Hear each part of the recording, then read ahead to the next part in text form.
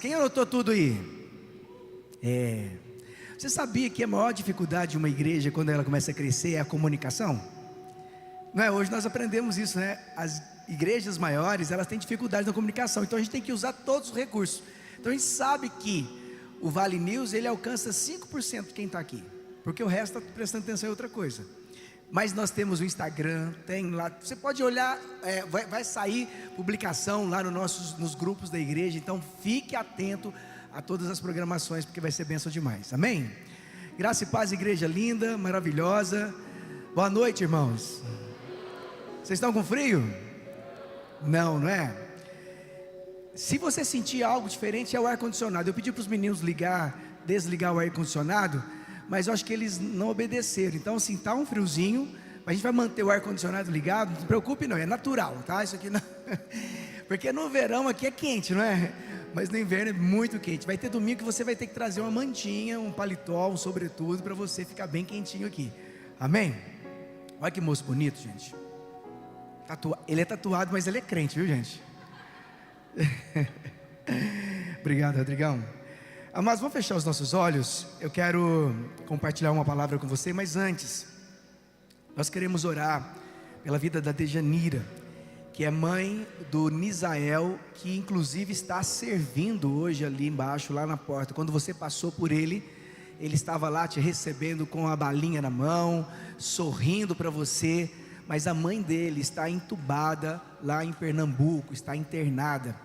E às 20 horas hoje vai sair mais um boletim médico. Vamos orar. Ela é uma irmã nossa em Cristo e é a igreja que está ali. Então eu creio que quando a igreja se move em oração, Deus pode fazer o sobrenatural, amém? Quem crê nisso? O pastor Derli orou por cura, mas nós vamos liberar agora uma oração.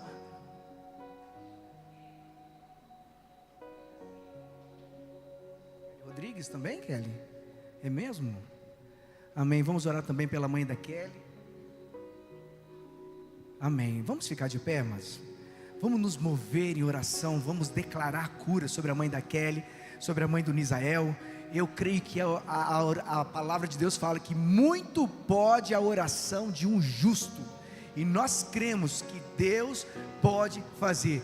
Talvez para os médicos é impossível, mas para Deus nada é impossível. Eu creio nisso. Você crê nisso? Então fecha os teus olhos, vamos declarar. Pai, em nome de Jesus, nós colocamos a mãe da Kelly, colocamos também a Dejanira, a mãe do Nisael.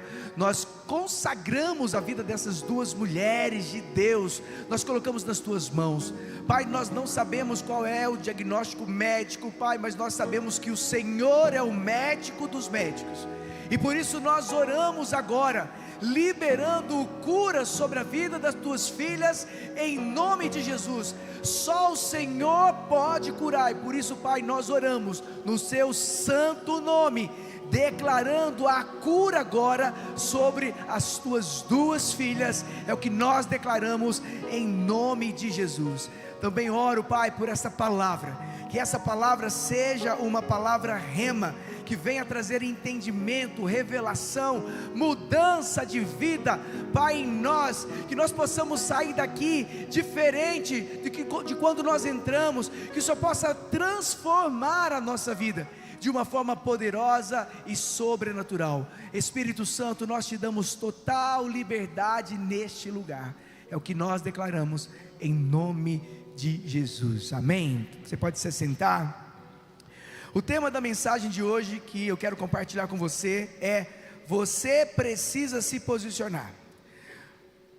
O tema de fundo dessa mensagem é: posicione-se. Todos nós, irmãos, preste atenção nisso, todos nós precisamos nos posicionar. Seja no nosso trabalho, seja dentro da nossa casa, seja nos nossos relacionamentos, seja na vida, na igreja, em qualquer área da nossa vida, nós precisamos nos posicionar. Por quê? A própria palavra de Deus diz, né? Viste um homem diligente sobre sua obra, sobre os reis será colocado. Quem é diligente? Aquele que se posiciona, aquele que faz com excelência, e automaticamente o seu patrão, o seu chefe, o seu superior e hierárquico, ele está de olho nele e ele vai trazer aquele para perto, porque ele se posicionou em excelência. Nós precisamos nos posicionar em todas as áreas da nossa vida, mas eu tenho sentido em Deus que Deus está nos chamando para nos posicionar em Deus. Este é o que eu quero que você saia daqui nessa noite, é com isso. Você precisa se posicionar em Deus. Em Deus. Eu quero que você abra comigo lá em Salmo 1. Esse não é o texto base da mensagem, mas eu quero introduzir com ele Salmo 1. Esta semana um jovem que treina comigo, ele falou assim: pastor, estou passando por um perrengue, eu estou precisando de uma porta de emprego. E eu falei assim: filhão, eu vou orar por você, mas você precisa ler e meditar em Salmo 1, porque a base para a nossa vida, para aqueles que querem realmente ser bem sucedido na vida, está aqui em Salmo 1.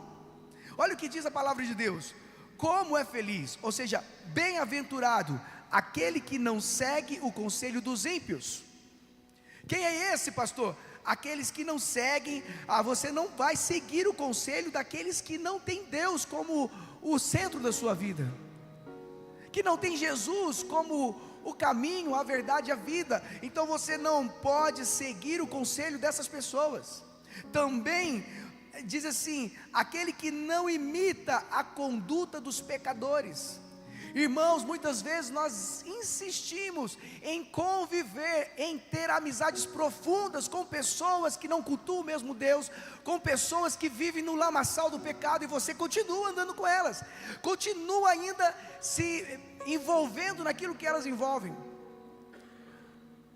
Talvez você não saiba, mas o ambiente, ele é muito propício para você praticar as mesmas coisas. E a palavra de Deus fala: cuidado com quem você anda, porque você pode praticar as mesmas coisas.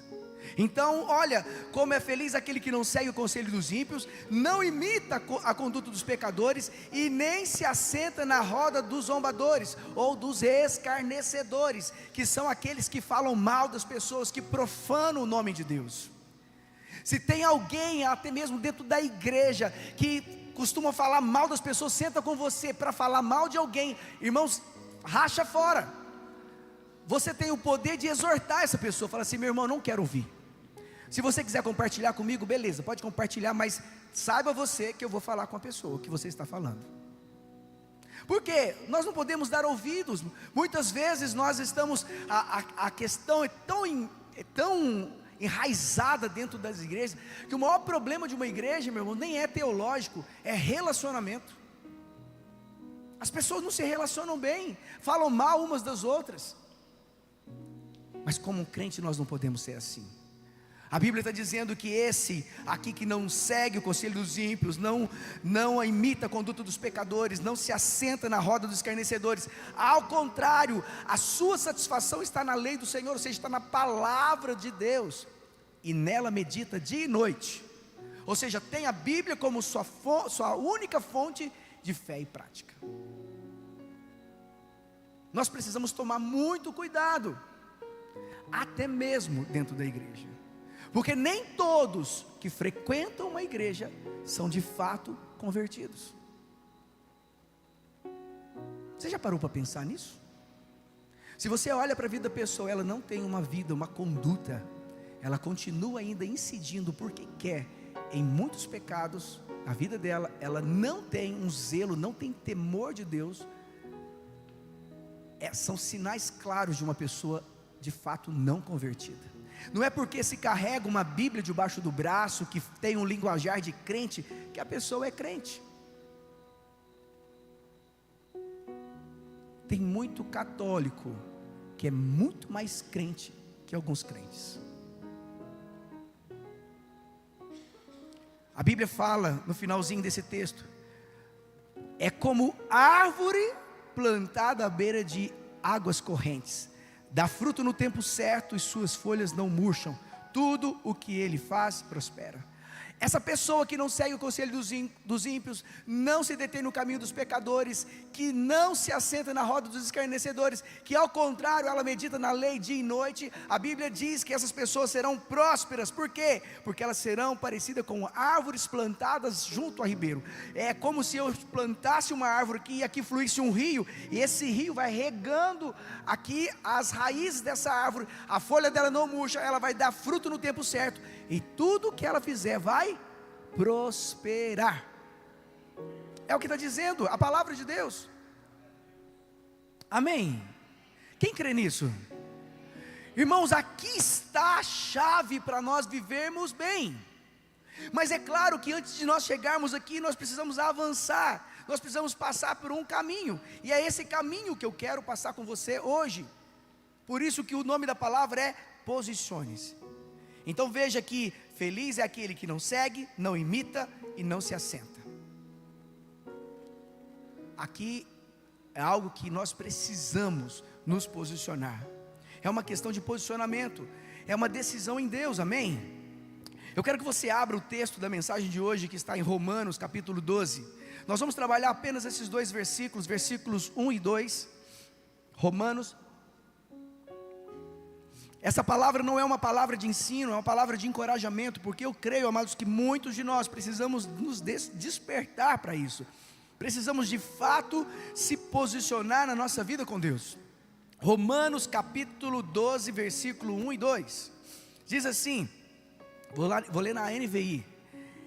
Portanto, irmãos, rogo-lhes pelas misericórdias de Deus, que se ofereçam em sacrifício santo e agradável a Deus. Este é o culto racional de vocês. Não se amoldem ao padrão deste mundo, mas transformem-se pela renovação da sua mente, para que sejam capazes de experimentar e comprovar a boa, agradável e perfeita vontade de Deus.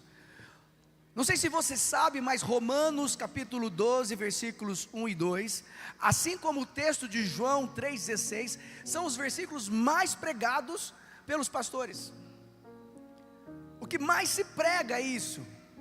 Romanos 12, 1 e 2 e João 3,16. João 3,16 diz, porque Deus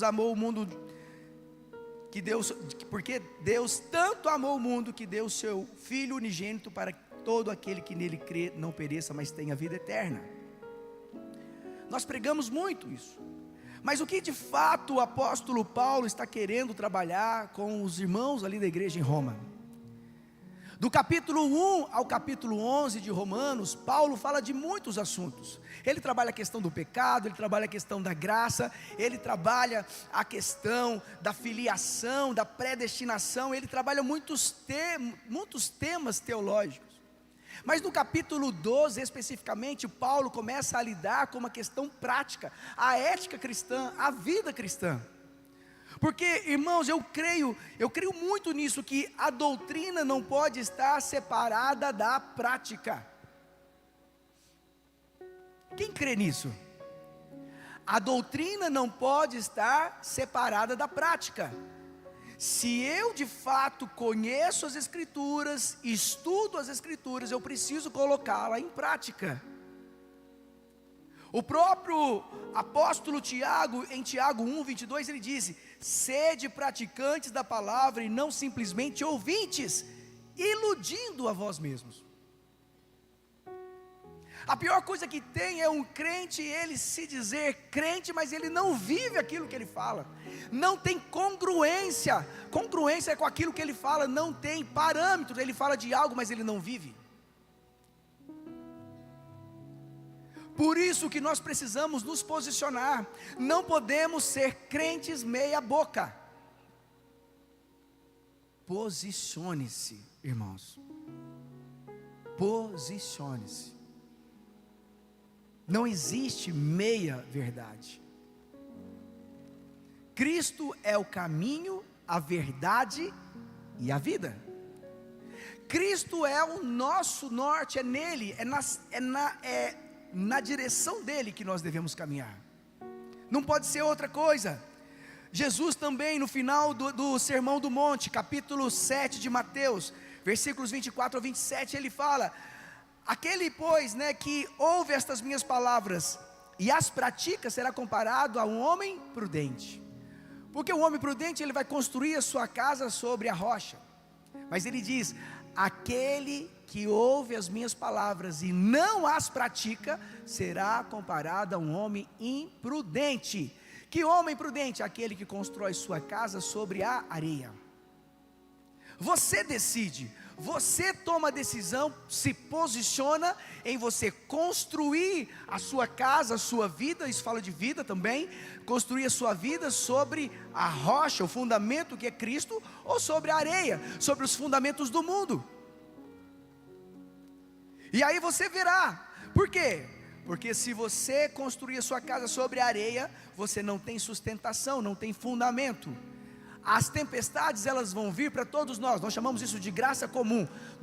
Da mesma forma que o sol nasce para um crente, ele também nasce para o ímpio. O sol, a chuva, nós temos tudo isso em comum, chama-se na teologia de graça comum. Agora, as tempestades vão vir, as circunstâncias adversas elas virão, mas se a sua casa estiver construída sobre a rocha, não será abalada, amém? Por isso que nós não podemos separar a doutrina da prática. Na última semana nós fechamos um ciclo de mensagens, foram 7 mensagens, se eu não me engano, sobre fruto do Espírito. Você foi ministrado desde as obras da carne e obras do Espírito até domínio próprio, que nós fechamos a semana passada. Você aprendeu sobre amor, paz, alegria, paciência, benignidade, bondade, mansidão, fidelidade e domínio próprio. Você tem agora o conhecimento, mas você precisa colocá-lo em prática. Você precisa se posicionar. Como a pastora Aline ensinou, você precisa ver em quem você vai depositar o controle da sua vida: no Espírito ou na carne?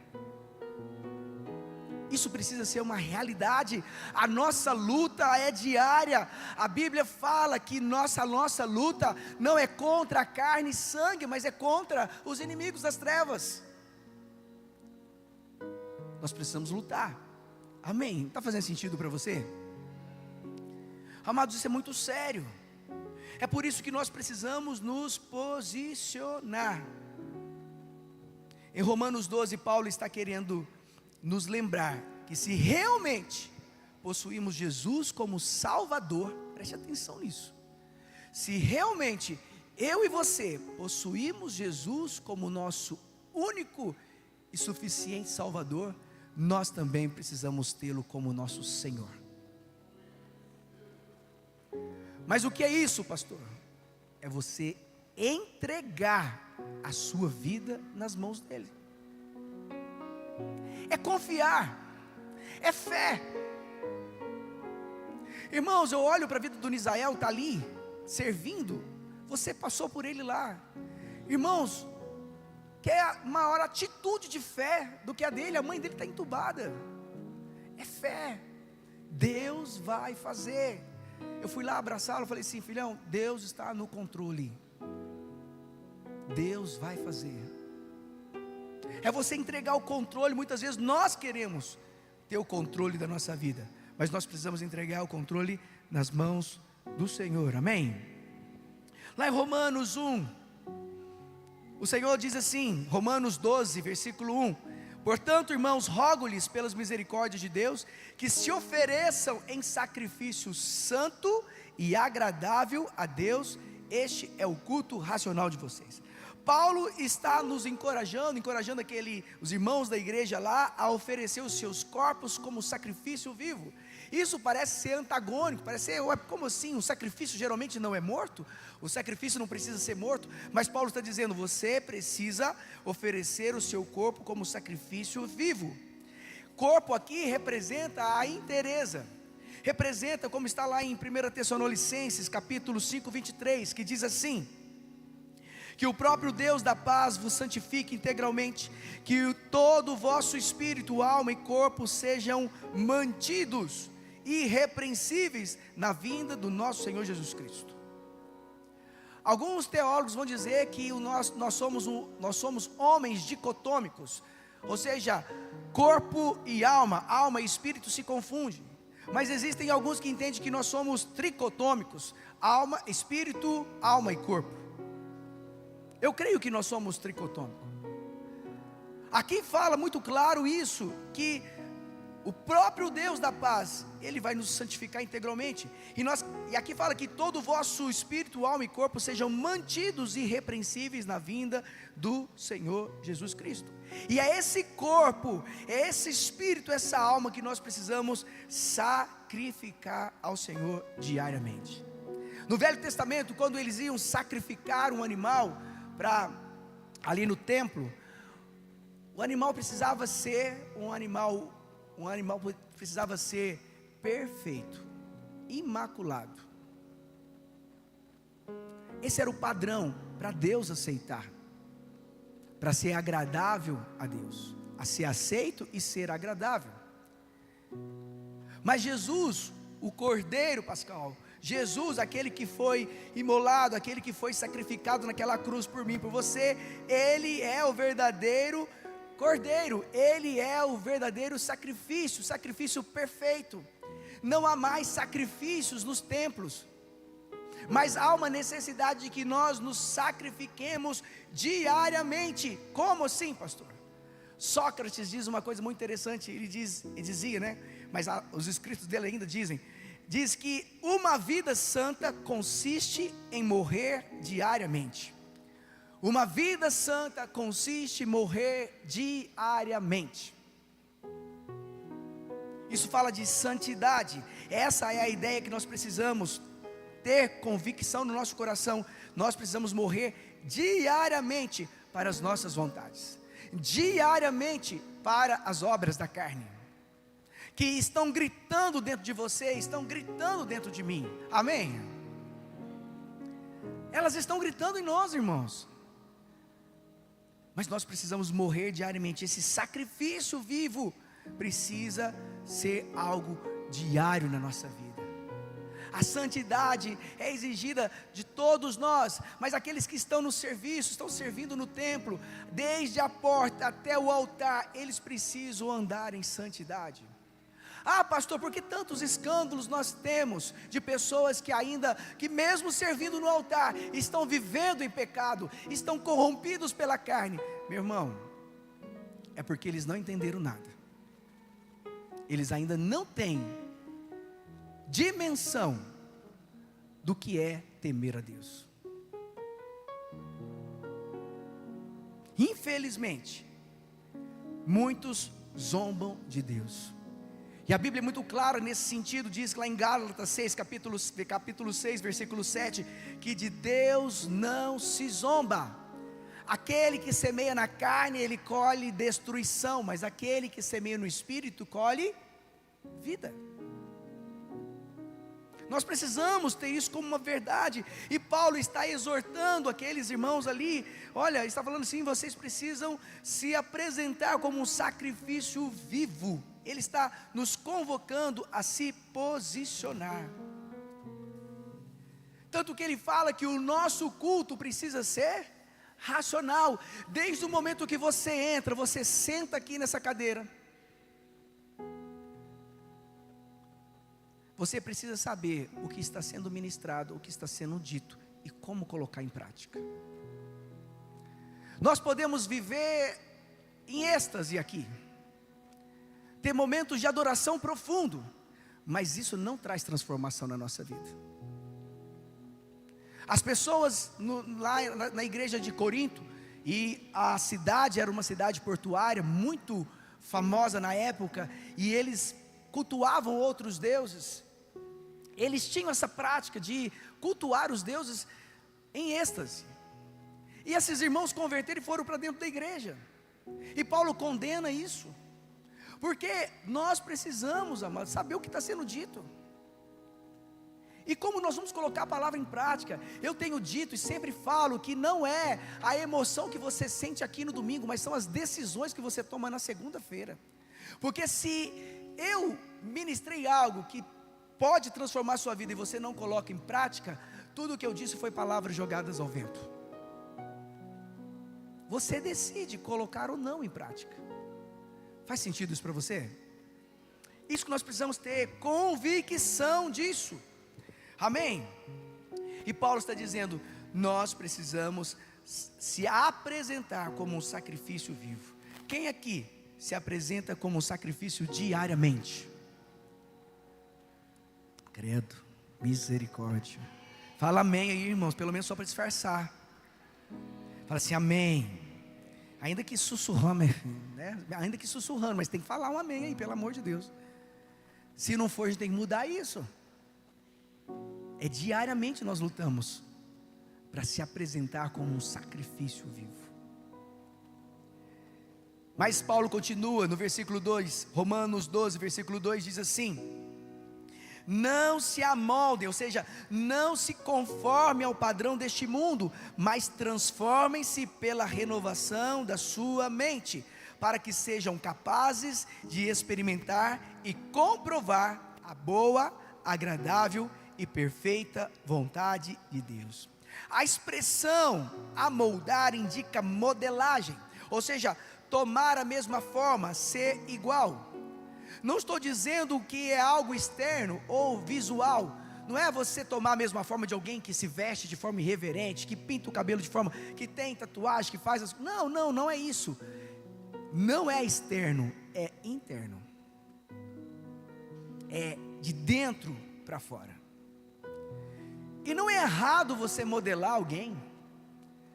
No mundo corporativo nós falamos muito isso de modelar. Você modela os padrões de excelência, você modela pessoas, você modela ministros também do Evangelho, você modela empresas.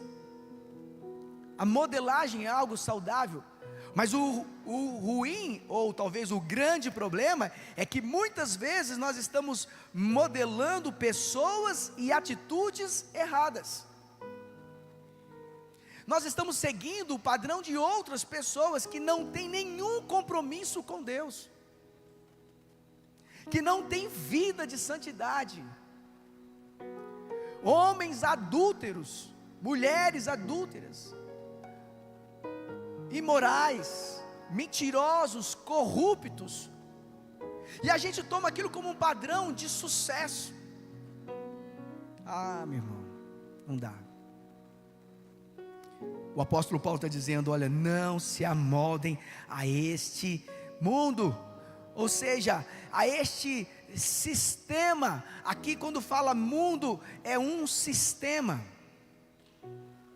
não é o cosmos, o espaço físico, mas é um sistema, é um mundo que nós falamos, que nós chamamos de era presente, marcada por padrões e costumes morais distorcidos, espíritos de degradação e estados maléficos. Hoje, conversando com a pastora Michele após o instituto pela manhã, ela compartilhou um pouco de uma aula que ela teve no curso de aconselhamento pastoral. Ela ficou chocada, e eu também, porque segundo a pastora que estava ministrando essa aula, ela tem vários relatos desse tipo. Ela disse que um pai, olha o nível de moralidade, que um pai, ele se sentia no direito de iniciar as suas filhas sexualmente. Era ele que iniciava as suas filhas na vida sexual. Nós já tivemos testemunhos de pais que andam nus dentro de casa, mãe e o pai andam nu dentro de casa, de uma boa, nuzinho. Que a filha de 15 anos, não é aqui da igreja, é lá de Curitiba, que a filha de 15 anos senta no colo do pai também nua. Irmãos, onde vai dar isso? Você sabia que 55% dos abusos sexuais cometidos são por pais? Ou algum parente próximo? Isso é muito sério. E o pior de tudo isso, que isso tem entrado na igreja como algo comum. Meu irmão, não pode ser comum. Tem que denunciar pessoas assim. Ele vai preso, depois nós vamos cuidar da vida espiritual dele, mas não pode Recentemente tomamos conhecimento de uma situação que aconteceu próximo de nós aqui, de um pastor. O pastor era considerado como um ladrão. Agora já aumentou o seu portfólio. O pastor agora, além de ladrão, ele também é pedófilo. Quando isso acontece, quando uma situação dessa acontece, as pessoas não sabem separar. As pessoas não sabem separar o pastor A, o pastor B. Não, eles colocam todos os pastores na mesma vala. Eles colocam todos os crentes na mesma vala. Então quando alguém olha para a igreja evangélica, olha lá os pedófilos. Nós não podemos se conformar com este mundo. No mundo, amados, o hedonismo impera, é o prazer pelo prazer. A corrupção impera, ou seja, é você ter sucesso a todo custo, custe o que custar. Esse é o padrão do sistema que nós estamos vivendo. A igreja está sendo muito influenciada por esse mundo, por esse padrão. E o apóstolo Paulo já falava isso lá atrás, há mais de 2000 anos atrás. Muitas vezes, nós queremos nos relacionar com Deus através do sistema de recompensa. Olhamos para Deus e falamos assim: se eu faço, então eu mereço. Se eu estou fazendo algo na igreja, se eu estou servindo na igreja, se eu estou entregando os meus dízimos, minhas ofertas, eu mereço o melhor de Deus, eu mereço a prosperidade, eu mereço ter o melhor de Deus. Ou seja, é o sistema de recompensas, o que nós também chamamos de justiça própria. A palavra-chave do mundo é felicidade. E muitos casamentos, inclusive de crentes, estão acabando porque eu quero ser feliz. Esse é o pensamento, eu quero ser feliz. Mas mal sabe ele ou ela que quando ele sai da casa para ser feliz, aquilo que ele não conseguiu resolver no seu relacionamento anterior vai se repetir no outro. No início é tudo mil maravilhas, mas depois vão acontecer as mesmas coisas. Ele vai decidir se divorciar de novo ou vai tentar resolver. Mas o padrão do mundo é: seja feliz. Nós não podemos, amados, não podemos se misturar, se amoldar a esse padrão. Muitos crentes estão frequentando os mesmos ambientes que eles frequentavam antes de converter, e por isso estão sujeitos às mesmas práticas: embriaguez, adultério, masturbação, corrupção e uma série de outros pecados. Ainda não se deram conta de que nós estamos numa guerra. Um cristão, ele vive em guerra. E a nossa luta, como diz lá o apóstolo Paulo, não é contra carne e sangue. Está lá em Efésios 6, a partir do versículo 10. Para você ter uma ideia, a maior crise que nós enfrentamos na atualidade não é econômica, nem social e muito menos política, é moral. É algo de dentro para fora. Algo de dentro para fora. E nós não podemos nos amoldar, não tomar a mesma forma. E o apóstolo Paulo continua, não se amolde ao padrão deste mundo, mas transformem-se pela renovação da sua mente, para que sejam capazes de experimentar e comprovar a boa, agradável e perfeita de Deus. Nós precisamos nos transformar. Essa renovação, essa transformação é algo que precisa acontecer na minha vida e acontecer na sua, mas é algo que precisa ser, amados, de dentro para fora. Não pode ser algo externo. Qualquer transformação externa, ela é temporária. Mas quando eu mudo a minha forma de pensar, quando eu mudo a minha forma de pensar sobre aquele determinado ponto, assunto, tudo começa a fazer diferente, tudo começa a fazer sentido. Então nós precisamos mudar, nós chamamos isso de metanoia. Nós precisamos mudar a nossa forma de pensar, precisamos renovar a nossa mente. A nossa mente está cauterizada. A nossa mente está cauterizada e nós precisamos mudar a nossa mente. Não se amoldar ao padrão do mundo, mas ser transformado pela renovação da mente. Tudo está aqui, começa aqui. Mas não é algo intelectual, é espiritual. É espiritual. Eu posso ter conhecimento e mesmo assim não ser transformado. Eu posso ter conhecimento e mesmo assim não colocar em prática. Quando o apóstolo Paulo fala de deixar ser transformado pela renovação da mente, ele está falando que é algo que precisa ser espiritual. Porque se a minha mente não for transformada, dificilmente eu vou conseguir cumprir Salmo 1. Dificilmente eu vou tentar combater a minha vontade que grita dentro de mim para se assentar na roda dos escarnecedores, para se deter, parar no caminho dos pecadores. Por isso nós precisamos renovar a nossa mente. Amém? Nós precisamos, amados.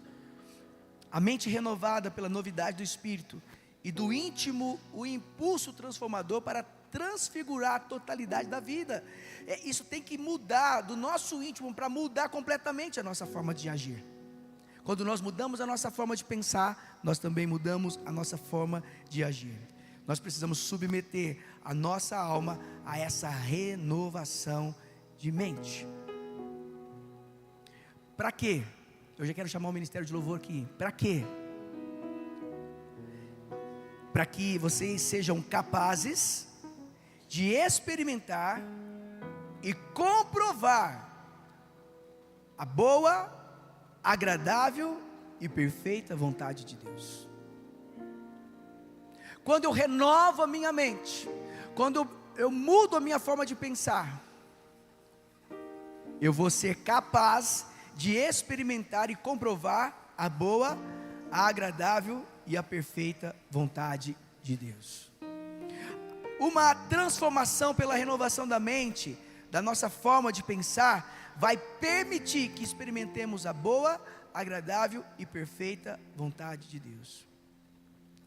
Mas o que é isso? É você ser obediente, fiel, firme, reconhecendo Jesus como o único Deus em sua vida. É você seguindo os princípios da palavra de Deus. Existe um caminho, irmãos. O caminho é você ser obediente à palavra de Deus, é ser fiel, é ser firme e reconhecer que Jesus é o único caminho.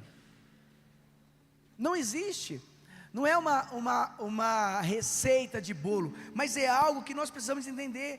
As Escrituras, elas precisam ser colocadas em prática, e nós a colocamos em prática através do quê? Da obediência. E muitas vezes nós nos questionamos, por quê? O que é amar a Deus? Amar a Deus nada é do que você obedecer a palavra dEle.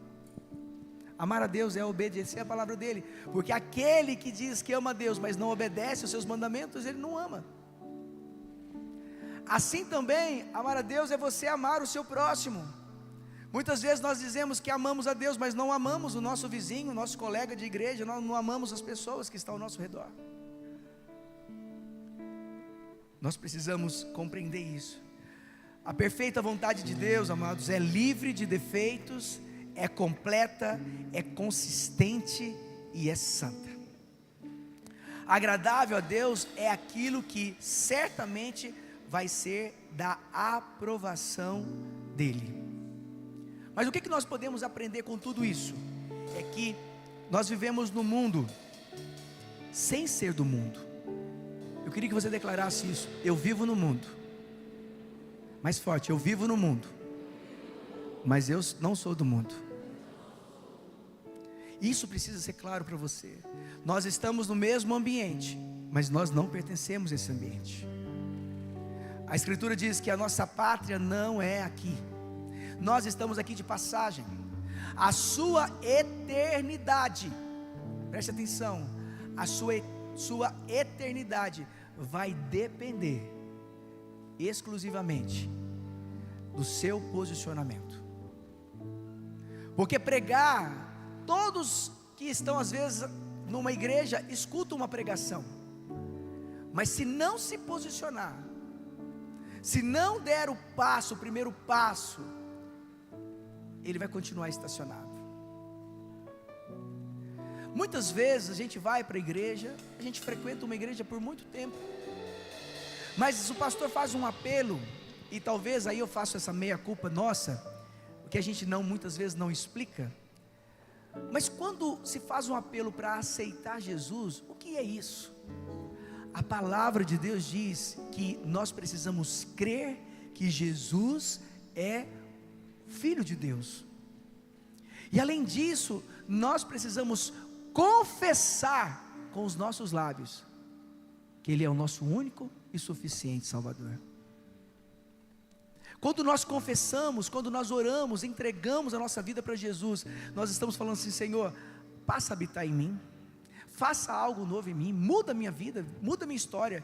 Irmãos, eu não sei quanto a você, mas quando eu fui para Jesus, eu tinha 33 anos de idade, a minha vida estava um caos, mas eu achava que estava uma maravilha, um caos. Quando as pessoas estavam na igreja, a pastora Aline lembra disso, a gente estava na igreja, e as pessoas começaram a cair no espírito, orando ali em língua, as pessoas no chão, eu falei, gente, virei para a Aline e falei assim: Aline, olha que povo sofrido. Sofrido era eu, irmãos, eu era sofrido, e não sabia disso, mas Deus foi entrando na minha vida, paulatinamente, foi transformando a minha forma de pensar, e consequentemente, a minha forma de agir. Sou perfeito? Claro que não, eu estou em obras. Eu digo que nós crentes, nós estamos em obras, e essas obras são constantes, porque é uma obra reparadora, nós estamos em reforma. Então reforma, você mexe numa coisa, você tira um cômodo, você quebra umas paredes, e nós estamos em reforma. Isso vai acontecer até o dia que Jesus voltar. Por isso que eu não sou perfeito, e talvez você também não seja perfeito, mas o que nós precisamos ter em mente, que nós precisamos renovar a nossa forma de pensar, porque assim nós vamos ser capazes de experimentar a boa, a agradável e a perfeita vontade dEle nas nossas vidas. Eu creio que Deus, Ele separou esse dia para você estar aqui. Talvez você esteja ouvindo essa mensagem e fale assim: meu Deus, essa mensagem é para o João. Não é para o João, essa mensagem é para você. É você. Porque você, se não fosse para você, você não estaria aqui, e nem você estaria nos assistindo também pelo canal do YouTube. Essa mensagem é para você pensar e você se posicionar em Deus. Nós precisamos nos posicionar em Deus.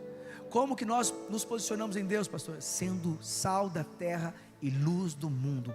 Não negocia os seus valores, não negocia os seus princípios. Siga a palavra de Deus, cumpra a palavra de Deus, obedeça a palavra de Deus. Tenha relacionamento com Deus, tempo a sós com Deus. Como eu vou crer na Bíblia se eu não me relaciono com o Deus da Bíblia? Como que eu vou conhecer mais dele se eu não leio as Escrituras? Em João 8,32 diz: conhecereis a verdade, e a verdade vos libertará. Não é o conhecimento do mundo, é o conhecimento de Deus. Eu preciso conhecer mais dele, assim eu vou ser liberto. Liberto do que, pastor? Das amarras de Satanás, do pecado, porque o pecado está à porta. Deus fala para Caim: Caim, por que seu semblante descaiu? Estava triste porque Deus aceitou a oferta de Abel e não a dele.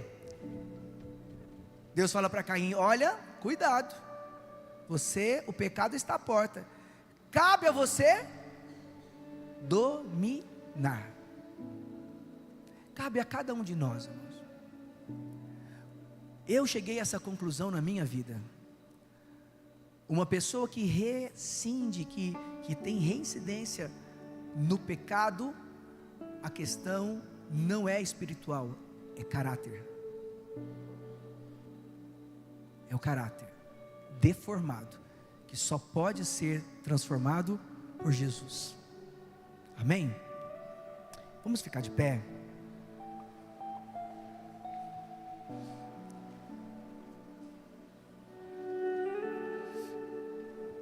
Eu não sei como você chegou aqui nesta noite, mas eu sei que o Senhor ministrou seu coração, amém? E eu quero orar, e na sequência eu já vou orar pelos elementos da Santa Ceia. Hoje é dia de Santa Ceia, e nós temos por costume servir a Santa Ceia para aqueles que aceitaram Jesus e já se batizaram nas águas. Se você ainda não se batizou nas águas, você fica atento, porque daqui 2 semanas começa um novo curso de batismo. O batismo vai acontecer no início de agosto, então fique atento para você já começar nessa próxima turma e se batizar em agosto. Amado, se você é de outra igreja, está frequentando aqui, está nesse culto hoje, você é convidado a cear conosco, desde que você esteja em comunhão com a sua liderança. Muitas pessoas na hora de cear falam assim: eu não vou cear hoje porque eu estou em pecado, eu acabei de brigar com a minha esposa lá em casa. Uma grande oportunidade para você virar para ela, dar um abraço nela e falar assim: meu amor, me perdoa, eu não vou mais fazer isso, me perdoa agora. Talvez você tenha situações mal resolvidas, tome uma decisão, posicione-se em sair do culto hoje e resolver essa pendenga hoje, não deixe para amanhã. É hoje. Deus está chamando você para corrigir a rota da sua vida, para se posicionar como um homem e uma mulher de Deus, amém? Talvez, amados, essa não tenha sido a mensagem que você esperava nessa noite, mas eu creio que Deus está ministrando, e Deus Ele está falando ao seu coração, porque Ele quer que homens e mulheres se posicionem em Deus, amém? Então fecha os teus olhos. Pai, em nome de Jesus, eu quero colocar a vida de cada homem, cada mulher diante do Senhor, e a minha oração, Pai, é que só venha Deus liberar sobre eles desse fluir. Pai, eu não sei o que eles têm passado, o que eles têm vivido, mas a minha oração é que o Senhor venha, Deus, transbordar na vida deles, sobretudo, Pai, de uma mudança de mente, que eles possam compreender que eles foram chamados para ser transformados pela renovação da mente. Pai, que cada dia mais eles aprendam a se apresentar diante do Senhor como um sacrifício vivo, diário, morrendo todos os dias para a carne. Senhor, em nome de Jesus, eu coloco a vida de cada um diante do Senhor, para que o Senhor possa fazer uma obra maravilhosa, em nome de Jesus, em nome de Jesus. Nós vamos orar pelos elementos da Santa Ceia. Pai, em nome de Jesus, eu quero colocar diante do Senhor o pão, que representa o corpo do Senhor, que foi entregue naquela cruz. Eu também oro, Pai, pelo vinho, que representa, que simboliza o sangue do Senhor derramado naquela cruz. Pai, que esta Santa Ceia seja um tempo de renovo, um tempo de refrigério, um tempo de cura, um tempo de libertação. Eu posso ver com os olhos da fé homens e mulheres sendo completamente curados agora nesta noite, através da ceia. Homens e mulheres sendo curados de depressão, de ansiedade, de quaisquer sintomas ou transtornos emocionais. Eu posso ver pessoas sendo libertas de pecado. Em nome de Jesus eu oro, eu declaro isso, Pai, que durante a ceia o Senhor possa fazer o sobrenatural no nosso meio, possa liberar cura, transformação de vidas, em nome de Jesus. Em nome de Jesus. Você agora vai receber os elementos da Santa Ceia.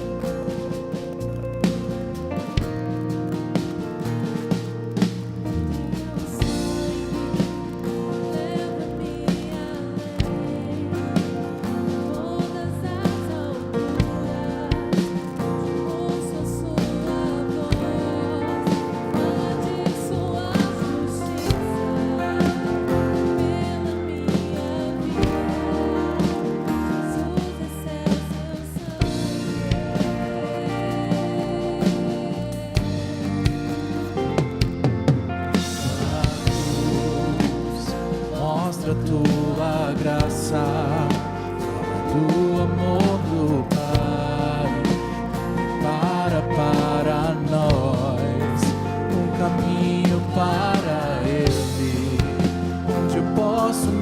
achegar, somente pelo sangue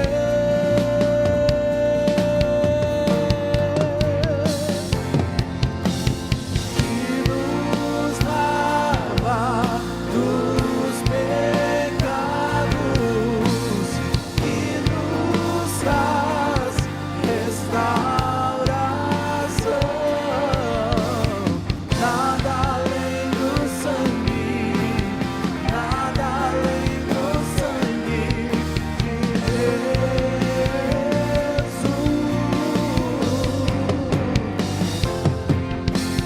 que nos faz brancos como a neve, aceitos como amigos de Deus. Nada além do sangue, nada além do sangue de Jesus.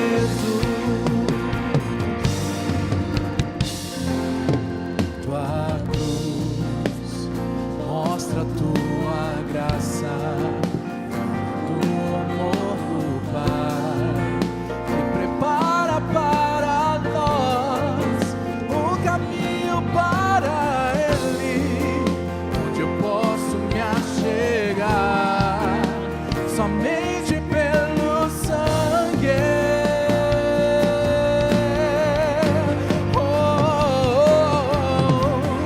Que nos lava dos pecados e nos traz restauração. Nada além do sangue.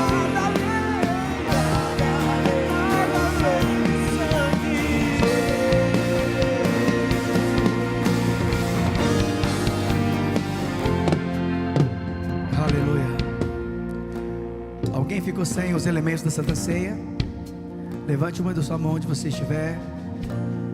Tem alguém? Sem? A Kelly não está com escuta atenta. É. Tem alguém? Não. A irmã não está com escuta atenta, Rodrigo, mas isso é normal. Glória a Deus. Glória a Deus, amados. A palavra de Deus diz assim: pois recebi do Senhor o que também entreguei a vocês, que o Senhor Jesus, na noite em que foi traído, tomou o pão e, tendo dado graças, partiu e disse: isto é o meu corpo que é dado em favor de vocês, façam isso em memória de mim. Vamos todos comer do pão.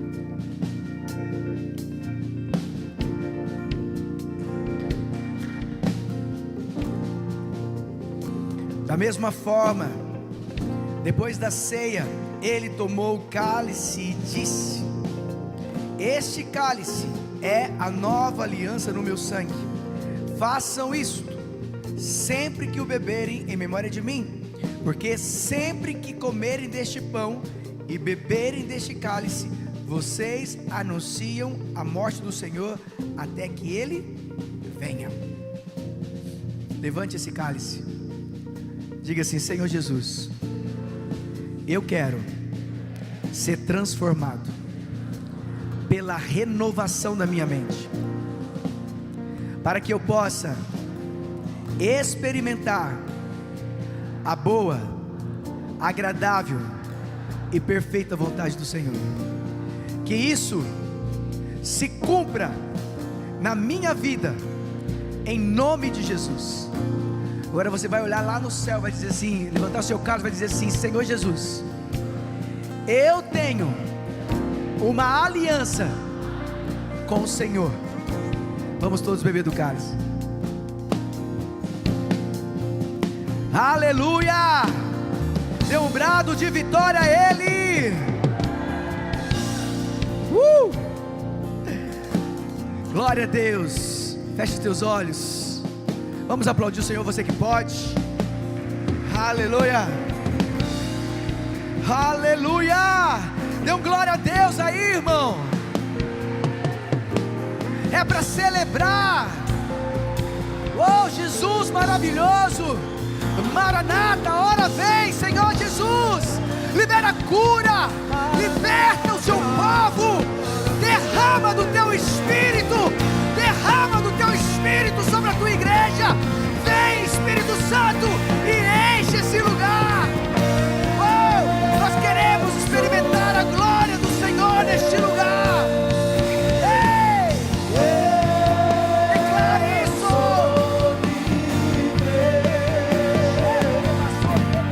Nada além do sangue, nada além do sangue de Deus.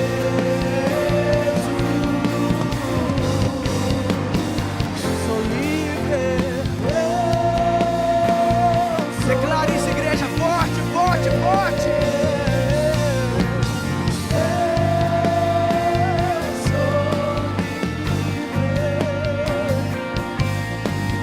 Nada além do sangue, nada além do sangue de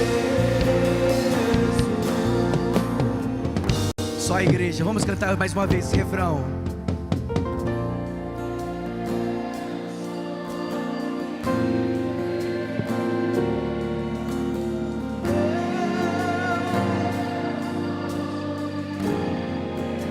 Nada além.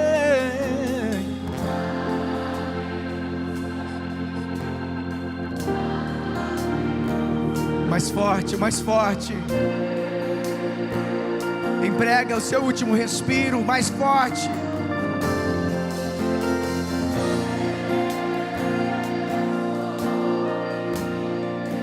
Sou livre.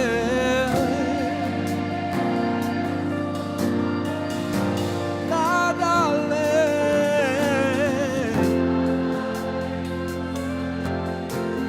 Nada além do sangue. Aleluia, aplauda o Senhor. Glória a Deus.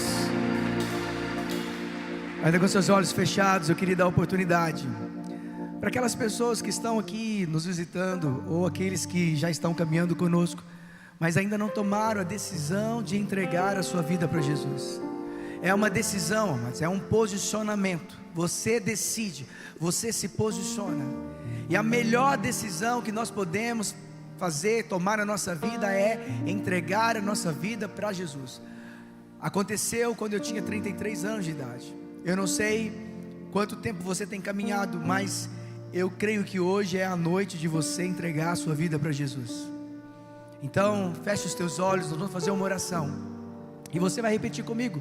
Toda a igreja, repita assim: Senhor Jesus, nesta noite, eu quero, desejo entregar a minha vida ao Senhor. Eu confesso o Senhor Jesus como meu único e suficiente Salvador. Aleluia. Alguém aqui nesta noite pela primeira vez, de forma sincera, decidiu, se posicionou, entregar a sua vida para Jesus? Tem alguém aqui no nosso meio? Levante uma das suas mãos. Lá atrás tem uma pessoa lá, glória a Deus. Tem alguém do seu lado aí? Estou vendo ali um irmão com a mão levantada. Glória a Deus. Você que levantou sua mão, vem aqui. Eu quero orar por você. Eu sei que tem mais pessoas. Você não é obrigado a estar aqui, mas é um posicionamento. Você se posiciona, você decide. Assim como tem pessoas no nosso meio, glória a Deus. Assim como tem pessoas no nosso meio que porventura esteve um pouco longe dos caminhos, você também é convidado a sair do seu lugar e vir aqui se posicionar. Pastor, eu entendi, eu quero me posicionar, eu quero estar em Cristo, eu quero ser cheio, eu quero ter uma vida transformada. Aleluia, aleluia, glória a Deus. Vamos aplaudir forte. Vamos, irmãos, se posicionem. Pode ser que tenha mais pessoas no nosso meio. Saia do seu lugar e vem. É hoje, é o dia que Deus fez. É o dia que o Senhor fez. Aleluia.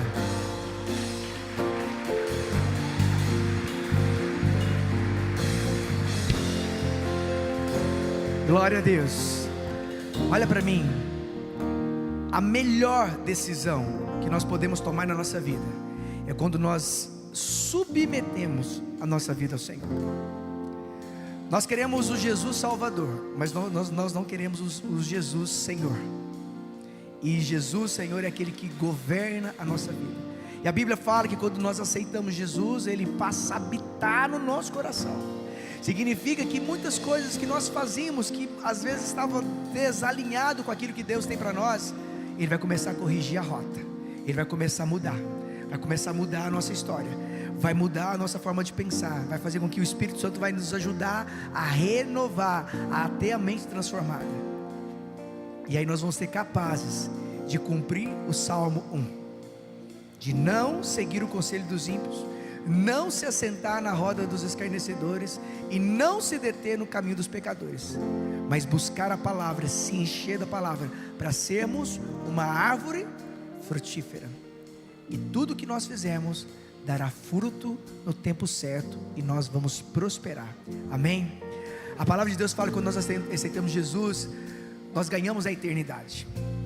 Passamos a viver a eternidade. Esse período pequeno que nós estamos passando aqui é muito pequeno, é nada. Por isso que a vida é efêmera, é passageira. Mas a nossa vida é na eternidade com Jesus. A Bíblia também fala que o Espírito Santo passa a habitar dentro de nós. E também fala que nós passamos a pertencer a uma grande família, a família de Jesus. Olha aqui, família linda, a igreja do Senhor aí. Aplauda o Senhor mais forte. Aleluia.